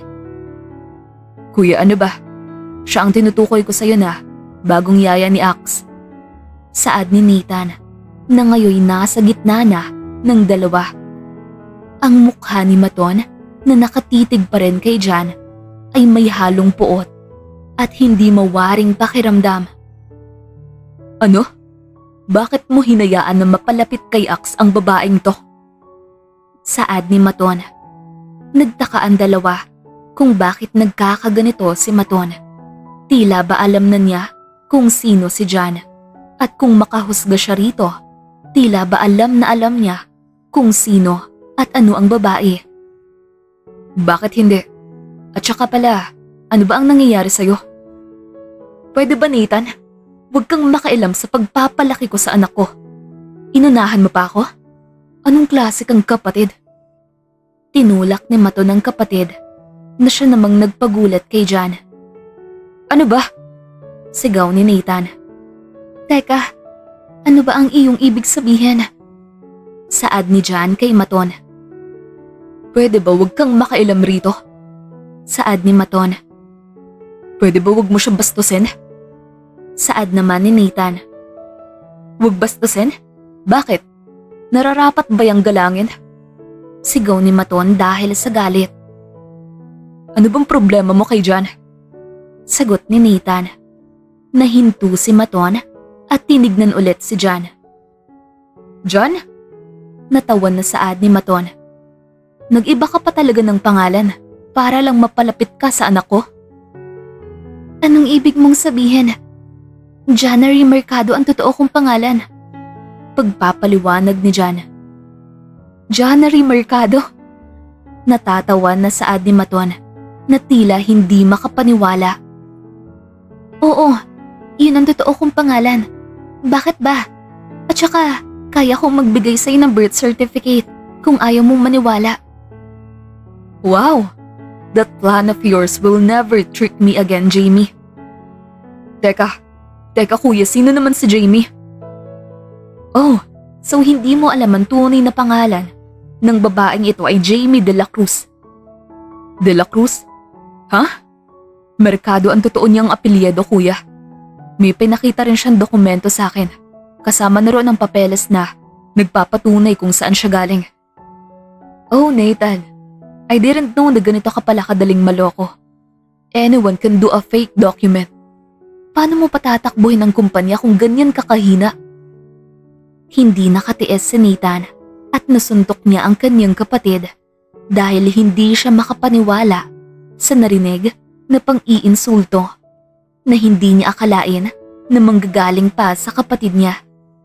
Nasuntok ni Nathan ang kapatid sa mukha at inawat sila ni Jan. Aakma na sanang susuntok pabalik si Maton nang may maliit na boses ang nagpahinto sa kanila. Daddy? Saad ng isang batang lalaki na nakahiga sa kama. Ax. Saad agad ni Maton at pinuntahan niya agad ito. Hindi na ininda ng lalaki ang suntok sa mukha at huminga naman ng malalim si Nathan para hindi mahalata ng bata ang kanilang bangayan. Daddy, is that you? Saad ni Ax.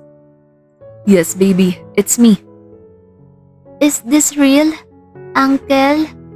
Tawag ng bata kay Nathan.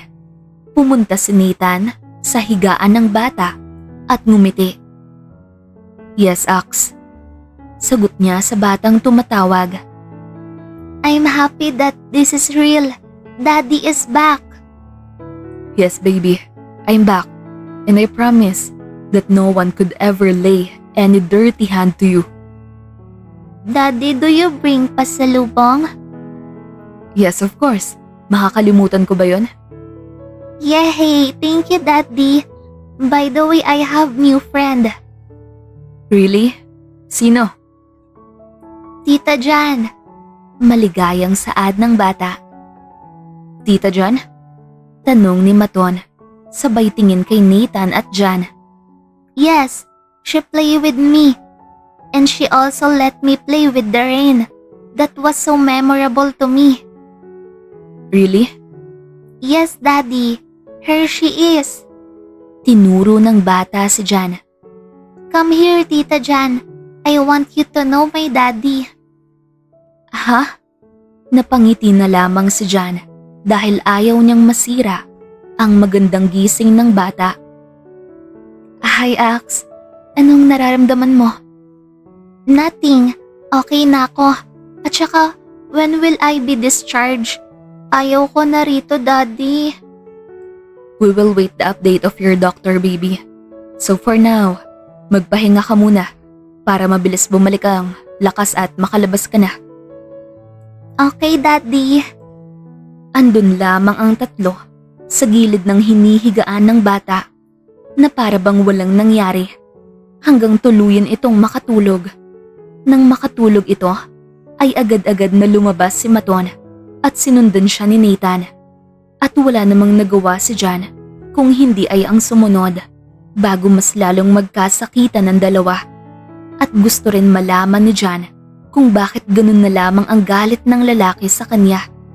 Hindi niya ito maintindihan. Sa paglabas nila ay narinig ni Jan na tinawag agad ni Nathan si Maton. Mat. Sigaw nito sa kapatid. Huminto ito at hinarap si Nathan. What's your problem? Saad agad ni Nathan. Pwede ba? Not here. Kung hindi rito, edi saan? Hindi mo naman ako kakausapin sa bahay. And worse, you're gonna bring Ax to your condo. Talagang dadalhin ko siya. Why? Sa tingin mo magiging masaya ang bata doon? It's none of your business. None of my business? Hindi ba't nasa akin ang bata simula noon pa? Ang hindi ko maintindihan kung bakit galit na galit ka. Kung galit ka dahil sa nangyari kay Ax, sa akin ka magalit, huwag kay Jan. Jan? Pinaninindigan mo talaga ang babaeng yan? Bakit hindi?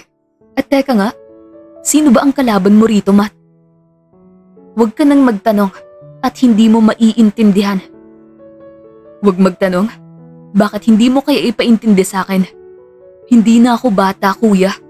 Hindi na ako ang batang inaalagaan mo noon na walang kaalam-alam. Kung noon ikaw lang ang pwedeng magdala ng problema. Pero ngayon malaki na ako. Kaya ko nang intindihin ang lahat. Ganyan ka naman, hindi ba? Inaako mo lahat.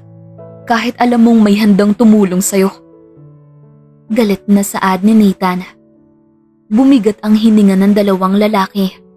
Pinagmasdan lamang ni Jan ang dalawa at hanggang ngayon ay hindi niya pa rin alam kung bakit nagkakaganyan si Maton. Galit ba siya dahil siya ang dahilan kung bakit nagkasakit ang kanyang anak at hindi siya naalagaan ng maayos? O may iba pang dahilan na hindi kayang ibahagi ni Maton sa lahat? Maton, saad ni Jan. Hindi niya mapigilan na hindi makisali sa away ng dalawa. Kung gayoy siya ang dahilan kung bakit sila nag-aaway na hindi niya man lang alam kung bakit. Napalingon ng dalawa sa kanya. Iba na ang titig ni Maton kay Jan. Hindi kagaya kanina na puno ng puot at madilim ang pagkakatitig nito. Ngayon ay makikita na ang liwanag at lungkot sa mga mata nito. Si Nathan naman ay puno ng kaguluhan sa mga isip at hindi maintindihan ang lahat. Alam kong galit ka, ngunit maniwala ka man o hindi. Ako si Jan. Janery Mercado ang totoo kong pangalan. Hindi ko alam kung bakit tinawag mo akong Jamie de la Cruz kanina. Pero isa lang ang mapapangako ko sa'yo. Hindi ako siya. Kung sino man siya, gusto ko rin siyang makita at matanong kung bakit galit na galit ka sa akin. Saad ni Jan. Natahimik ang dalawa, lalo na si Maton. Hindi niya alam kung ano ang gagawin at sino ang paniniwalaan. Ngunit isa ang takbo at pitik ng kanyang isip. Totoo ang mga sinabi ng babae at naniniwala siya roon. Ngunit bakit? Bakit sila magkamuka? Sino ka ba talaga? Ito lamang ang naging sagot ni Maton. Kuya, ipaintindi mo nga sa akin o sa amin ang lahat. Huminga ng malalim si Maton. Hindi alam kung ano ang sasabihin. Si Jamie. Hindi maituloy ni Maton ang kanyang sasabihin. Si Jamie ang ina ni Ax. Nagulat at hindi makapaniwala sina Nathan at Jan. Ngunit anong kinalaman ni Jan sa nagngangalang Jamie? Ngunit ano namang kinalaman ni Jan kay Jamie? Hindi maintindihang saad ni Nathan. Anong kaugnayan naming dalawa, Matt? At tila may kaugnayan ito sa nakuha kong resulta kanina. Tanong ni Jan. Resulta? Hindi maintindihang tanong ni Maton sa babae. Si Jan sana ang magiging blood donor ni Ax, ngunit hindi siya pinayagan ng doktor. Sa kadahilanan na magkadugo raw sila ni Ax. Hindi maaaring magsalin ng dugo ang mga kamag-anak ni Ax. Nagpresenta siya ngunit iba ang aming nakuhang resulta. Pagsasalaysay ni Nathan. Ano? Tanong ng kanyang kapatid. Nagpa-DNA kami ulit at ang nasa resulta ay nagsasabi na magkadugo sila. Hindi namin maintindihan yon. Naguluhan si Maton sa kanyang mga narinig. Hindi ko alam kung paano ko ito maipapaliwanag. Ngunit ikaw at si Jamie ay magkamuka. Nagulat sina Jan at Nathan sa naging revelasyon ni Maton. Ha? Paano nangyari ang mga yon? May pamilya ko. Ang aking ama ay merkado at wala na siya. At ang aking ina ay iniwan ako dahil sa kadahilanan na nagtatago siya kasama ang mga kapatid ko dahil sa dami ng kanyang mga pinagkakautangan. Kaya sabihin mo sa akin kung paano at bakit mo nasabi na magkamukha kami ng ina ni Ax. Hindi kaya dahil magkadugo kayo ni Ax? Dahil magkapatid kayo ni Jamie? Saad pa ni Nathan. Hindi lang sila magkapatid. Kambal silang dalawa. Pagpapatuloy pa ni Maton. Ngunit paano? May pamilya ba si Jamie? Oo, sina Mr. and Mrs. De La Cruz. Sagot ni Matt. Kung ganon, isa sa amin ang inampon lang. Parang ganon na nga. Hindi natigil ang tatlo sa kanilang mga tanong na tila ba walang mga kasagutan. Lumipas ang isang linggo na puno ng mga katanungan ang kanilang mga isip. Nakatira pa rin si John sa bahay ng dalawa at ngayon ay magaling na si Axe. Nasa sala silang tatlo habang natutulog sa taas si Axe. I have some info. Saad ni Maton. Saan galing yan? I have some research and nagpa-imbestiga ako. Tapos, anong lumabas? Ito. Inilahad ni Maton ang isang papel na may mga larawan kung saan nakalagay doon na si Jamie ay nakatira na sa mga De La Cruz simula noong bata pa ito at may mga larawan sila ng magkakasama. Alam nyo, may pinagtataka ako. Saad ni Maton. Ano? Kung makikita nyo sa mga larawan, lalo na itong nasa US sila, may dalawang stroller ng bata. Ngunit kung si Jamie lamang ang kanilang anak, bakit dalawa to? Ngunit ang pinagtataka ko, kung nawalan nga ng anak ang mga De La Cruz, sigurado akong buong mundo ang makakaalam at maghahanap. Malaki at impluwensyadong tao ang mga De La Cruz. Sila ang may pinakamalaking negosyo at isa sa pinakamayamang pamilya sa buong mundo. Dapat kahit isang balita ay meron sila. Ngunit wala, tama ba? Oo. Tumagal ang naging investigasyon nila at ngayong araw na ito, ang araw kung saan magkikita sina Jamie at Maton dahil sa negosyo. Kuya, negosyo ang pinunta mo roon. Alam ko. Nang dumating si Maton sa lugar ng mga De La Cruz, ay kinuwayan niya agad ang ama ni Jamie. Maupo ka, Mr. Gomez. Saad ng ama ni Jamie, sabay turo sa upuan. Salamat po, sir. Huwag na tayong magtagal pa at dumako na agad tayo sa pakay mo. Sige po, sir. Nailahad at naibigay ko na po sa inyong anak ang aking proposal at naghihintay na lamang ako ng kanyang sagot. Ngunit alam kong mas mauuna sana akong magbigay ng opinyon sa inyo. Alam mo, Mr. Gomez, matalino ang anak kong si Jamie. Alam niya na malaki ang magiging parte mo sa negosyo namin. At alam niya na rin na malaki ang maitutulong mo sa amin, lalo na sa bagong ginagawa nila. Kaya huwag kang mag-alala at alam ko naman na positibo ang magiging sagot ng anak ko. Salamat po sa malaking tiwala, sir. Huwag kang mag-alala at parating na rin ang anak ko. Huminga ng malalim si Maton. Pinaghahandaan ang kanilang muling pagkikita. Matt, alam kong meron kayong nakaraan ng anak ko. Ngunit sana'y hindi ito makaapekto sa negosyo nyo. Matagal na pong tapos ang sa amin ni Jamie, sir. Kung ano man po yung nasa amin noon, ay hayaan na lang po natin yun sa nakaraan. Mabuti naman at maayos na kayo. Napangiti na lamang si Matt sa narinig. Tila ata hindi alam ng mga magulang ni Jamie na meron silang apo. O siya nga pala, nabalitaan ko na may anak ka na pala. Po? Bali-balita lang naman yun, totoo ba? Totoo po yun. May anak na po ako. Nagulat ang matanda sa kanyang narinig. Sino ang ina ng iyong anak? Kuryosidad na tanong ng matanda. Papa, isang magandang babae ang biglang dumating sa kanilang pag-uusap. Ganun pa rin ang mukha nito, hindi nagbabago.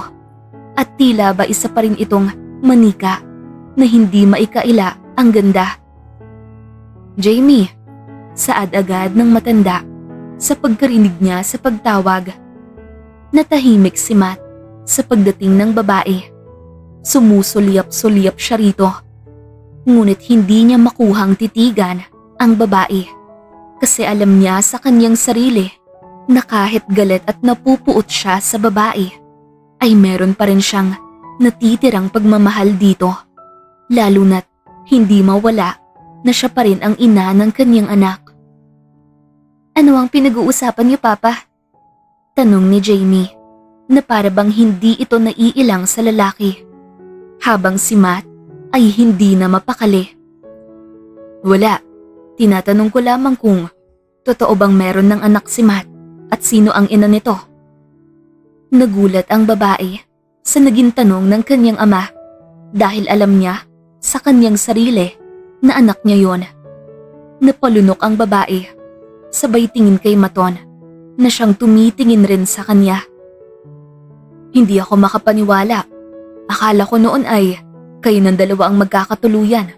Akalain niyo na 10 taon na kaya noon at tila nawala na lang bigla. Ngunit kay bilis mo naman nagkaanak, Matt. Hindi kaya nagloko ka habang kayo pa ng anak ko? Po? Hindi po. Wala pong ganung nangyari. Papa, hindi naman po ganon. Hindi ba't sinabi ko sa'yo na nalaman na lang namin na hindi pa kami handa? Nagbibiro lamang ako. O nga pala, Matt, sino nga ba ang ina ng iyong anak? Natahimik sina Jamie at Matt. Wala na po siya. Isang sagot ni Matt. Anong wala na? Patay na ba? Opo. Napatingin sa kanya si Jamie. Naku, kawawa naman pala ang iyong anak. Ngunit alam namin na maayos ang kanyang kalagayan. Maayos na maayos po. Kasi napanindigan ko naman po. O siya anak, pirmahan mo na yan at baka may lakad pa itong si Matt. Pinirmahan na ni Jamie ang kanilang kontrata. Mauna na po ako. Maraming salamat po, Mr. Gomez and Miss Gomez. Okay, Matt, salamat. Umalis si Matt doon at nang makalabas siya, doon lamang siya nakahinga ng maayos. Ayaw niya sanang sabihin yon, ngunit gusto niyang ipakita kay Jamie na kaya nilang wala siya sa kanyang tabi. Matt, tawag ni Jamie. Pasakay na sana si Maton ng kanyang kotse nang may tumawag sa kanya. Hindi niya ito pinansin. Matt, teka. Patuloy lamang si Jamie sa kanyang ginagawa. Matt, pasigaw na ang pagtawag ni Jamie. Napalingon si Maton. Bakit, Miss Gomez? Meron ba tayong hindi pagkakaunawaan sa kontrata? How was he? Agad na tanong ni Jamie sa lalaki. Sino? Matt, kahit ang kalagayan na lamang niya ang malaman ko. Maayos siya. Sobrang ayos niya. Mas maayos pa siya ngayon na wala ka. Alam ko. Alam kong magiging mabuting ama ka. Ikaw kaya, kailan ka magiging ina sa kanya? Ayoko na siyang guluhin. Hahayaan mo lamang siya kagaya ng ginawa mo noon? Hindi ka pa rin nagbabago. Hindi pa ako handa noon. Kailan ka magiging handa? Matt, alam mo naman na pag nalaman nila noon na nabuntis ako, ay mawawalan ako ng mana at magiging mas komplikado yon para sa'yo at para sa anak natin. Kaya kitang buhayin, Jamie. Hindi yun ganun kadali. Matt, alam mo na, nagsisimula pa lamang magbigay ng tiwala sa akin si Papa at ayaw ko yung masira. Kaya binitawan mo kami. Yun lamang ang paraan. May maraming paraan, Jamie. Ngunit mas pinili mo kaming iwan. Tama ka, makakagulo ka lang pag nagpakita ka pa ulit sa kanya. Kaya wag ka na magpapakita pa. Hayaan mong maniwala siyang patay ka na, kesa malaman na buhay ka, ngunit hindi mo siya kayang panindigan. Agad-agad na sumakay ng kotse si Maton at mabilis na nagpatakbo ng kotse. Humagulgol ng iyak si Jamie sa kanyang mga narinig. Lumipas ang 1 buwan at wala pa rin silang nakuhang maayos na resulta kung anong nangyari kay John at Jamie at paano sila nagkahiwalay noon. At totoo ba na magkapatid nga sila? Napalapit na ang loob ni John kay Nathan, ngunit hindi nito maamin Ax, dahan-dahan at baka madapa ka. Saway ni Jan sa batang tumatakbo. Habulin mo ako, Tita Pretty. Huwag ka dito at baka madapa ka. Ax, be careful. Sigaw naman ni Maton na nasa sala habang nakatitig sa laptop nito. Ax, come here. Your spaghetti is ready. Sigaw naman ni Nathan na nasa kusina. Oh, spaghetti! Sigaw ng bata. Go, kain ka na ng spaghetti. Habulin mo muna ako, Tita Pretty. Tumakbo si Ax papunta sa gate nang may marinig siyang nag-doorbell.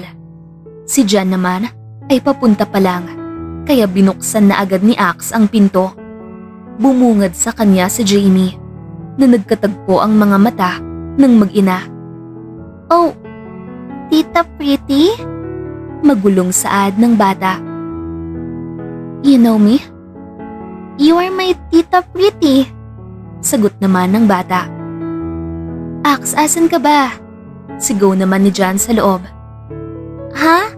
Tita Pretty, I'm here but sino to? Sigaw ng bata at nagtataka. Naguluhan na rin si Jamie sa naging reaksyon ng bata.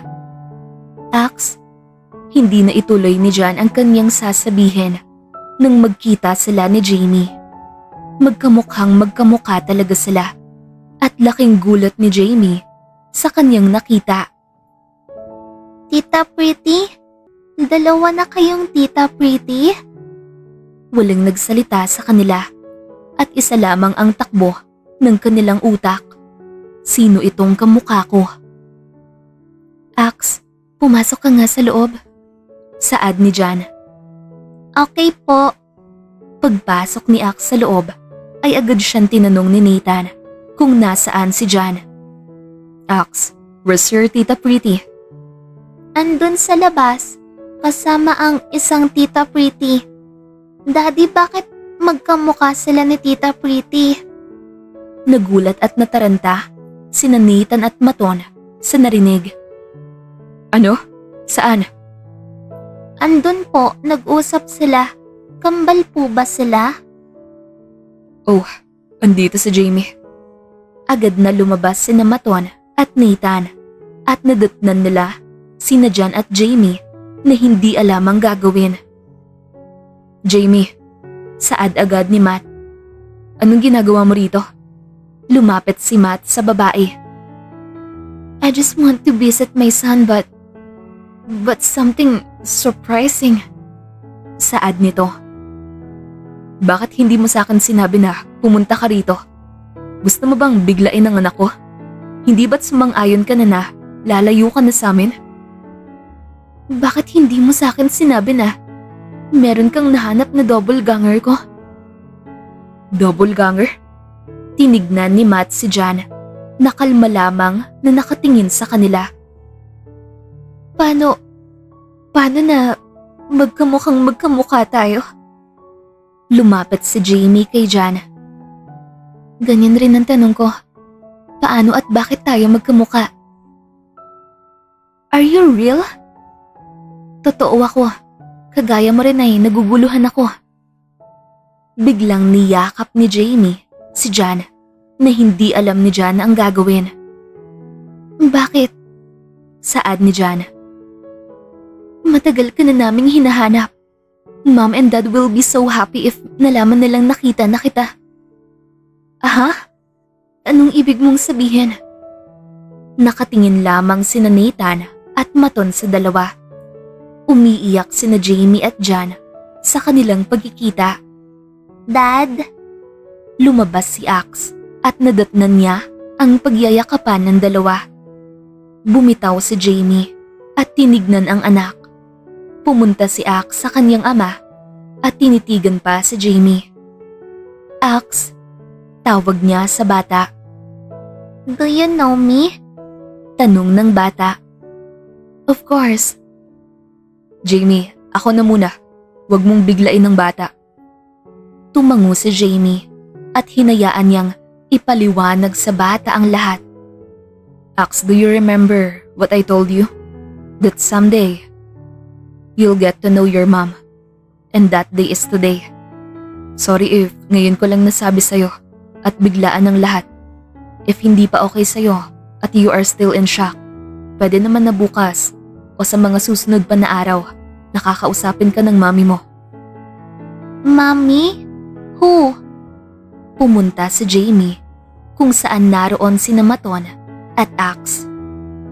Ax, I'm your mom. Saad ni Jamie. Mommy? Niyakap agad ni Ax ang babae. My prayer is now answered na. Thank you for coming here. Nagulat pa si Maton, ngunit naging masaya na rin siya na hindi galit ang anak kay Jamie at tanggap nito ang ina. I love you, Mommy. I love you too, anak. I love you, Daddy. I love you, anak. I love you, Tita Pretty and Uncle. We love you, Ax. Naipaliwanag ng maigi ni na Jamie at Maton ang naging kalagayan nila noon at kung bakit umalis si Jamie at naiintindihan yon ni Ax. Sina John at Nathan naman ay ngayon ay magkasintahan na. Napatunayan na rin ng magkapatid at magkambal nga sila. Sina John at Jamie ay isang De La Cruz. Nawala pala noon si John dahil sa isang trahedya at sinabi na lamang na patay na siya dahil walang nakitang bangkay at anumang pahiwatig na buhay siya. Ngunit hindi nawalan ng pag-asa ang mga De La Cruz. Hindi nila pinaalam sa publiko na meron pa silang anak upang hindi sila pagpiestahan. Napulot ng ama ni John na siyang nagpalaki sa kanya kay John sa tabing dagat na umiiyak. Naawa ito at dinala siya sa kanyang bahay. Kaya pala galit na galit at ayaw ng ina ni John sa kanya dahil hindi pala siya totoong anak. Hanggang ngayon ay hindi pa rin nagpapakita sa kanya ang mga kapatid at ina. Hinanap niya ito at ang sabi ay baka nag-iba sila ng pangalan. Nagkabalikan sina Maton at Jamie at ngayon ay ikakasal na sila. Do you take Miss Jamie De La Cruz as your wife? Yes, I do, Father. Do you take Mr. Maton Gomez as your husband? Yes, I do, Father. And now, you may now kiss the bride. Naghiyawan pa ang lahat. Sa susunod, tayo naman. Saad ni Nathan. Sige, saad naman ni John. Ang pagkakamali noon ay hindi na kaya pang baguhin ng ngayon. Ngunit sana'y ang mga pagkakamali noon ay hindi na maulit ngayon. At ang tanging dapat gawin na lamang ay baguhin ang mga ito. Isang napakalaking parte ng pagpapatawad at pagbibigay linaw sa lahat. Kaya ngayon ay magpatawad tayo at mamuhay ng ayon sa gusto natin at maging masaya.